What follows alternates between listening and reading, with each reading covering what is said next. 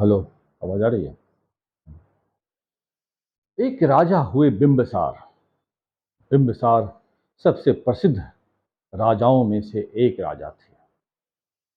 बिंबिसार के समय ही भगवान महावीर हुआ थे।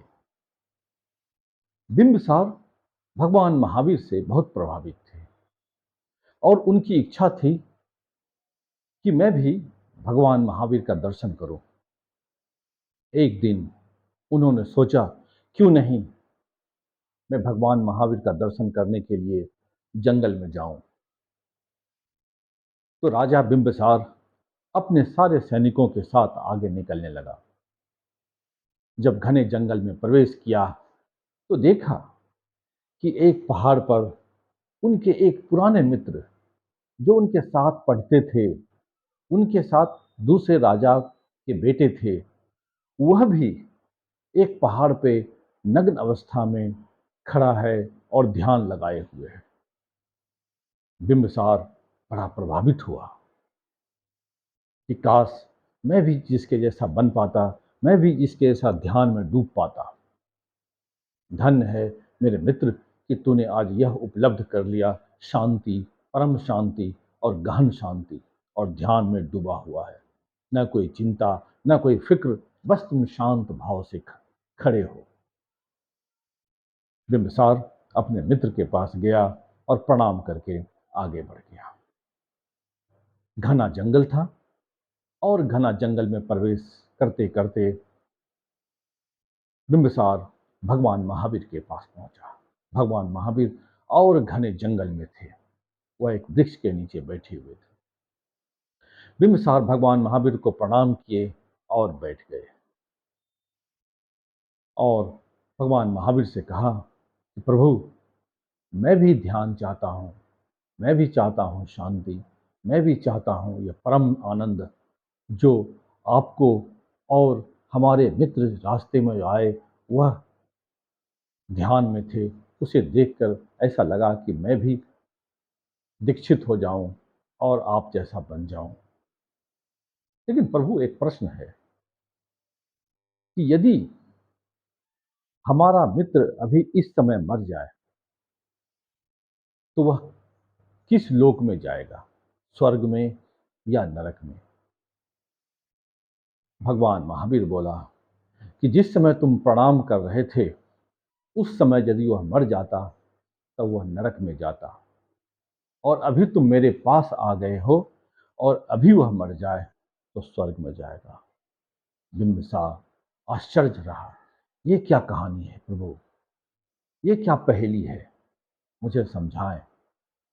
सबसे पहले मुझे पहले प्रश्न का उत्तर दीजिए कि उस समय कैसे वह नरक में चला जाता। मैं तो देखा था कि वह पूरी तरह से ध्यान मग्न अवस्था में खड़ा था, चुपचाप शांत भाव से। भगवान महावीर ने कहा कि तुम्हारे आने से पहले तुम्हारे सेनापति वजीर, तुम्हारे सारे फौज फराटे सब आगे जा रहे थे। तो तुम्हारे वजीर ने उसे देखकर कहा कि यह देखो कैसा पागल राजा है, इसका वजीर इसके छोटे बेटे को बहका रहा है और यह ध्यान मग्न होकर यूं ही खड़ा है, पूरा राज्य इसका वजीर लूट रहा है, ऐसा पागल है यह सुनते के साथ ही बिंबिसार के दोस्त के मन में तरंग उठने लगी। वास्तविक में वह तो था क्षत्रिय। तुरंत मन के अंदर अपनी कमर से तलवार निकाली और कहा कि वजीर की यह हिम्मत, मैं उसकी गर्दन काट दूंगा। मन ही मन ये चल रहा है, मन के अंदर द्वंद्व पैदा हो गया था और तलवार निकाल के कितने के गर्दन काटने लगे कि मेरे बेटे को ऐसा कर रहे हैं आप, मार दूंगा सबको, सबको कत्लेआम कर दिया। सब मन से ही कत्लेआम कर दिया। और जब उनका होश आया तो अपने ताज संभालने लगा, तो ताज तो था नहीं, और देखा अरे यह क्या हो गया। तब वह संभला, क्योंकि वह तुम्हारे आने से कुछ क्षण का मनोदशा थी। जब तुम आ रहे थे उसके पहले की मनोदशा यही थी उसकी।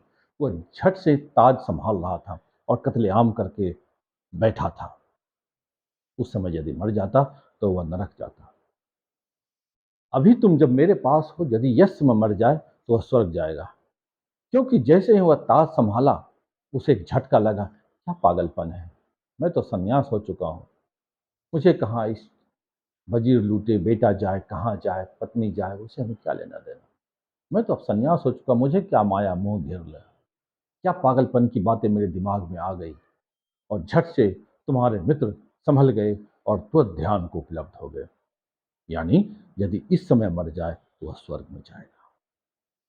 कहने का अर्थ यह हुआ कि जिस समय आपकी मनोदशा होती है, भले ही आप कुछ करते नहीं हैं, लेकिन मन में यदि आप बुराई का भाव लेते हैं तो वह आपके शरीर, आपके आत्मा तक को प्रभावित कर देती है। यदि शुभ विचार आप मन में करते हैं तो आपके जीवन में क्रांति घटित होती है, जो शांति, परम शांति और गहन शांति की ओर ले जाती है। आपके जीवन में महासुख की वर्षा होनी शुरू हो जाती है। उसी को योगियों ने ध्यान कहा, समाधि कहा, जो नाम देना है उसे दे दें, क्योंकि वह तो भगवत्ता को उपलब्ध हो गया। मेरी बातों को इतने धैर्य और प्रेम से सुना, आपके अंदर प्रभु को मेरा प्रणाम स्वीकार करें।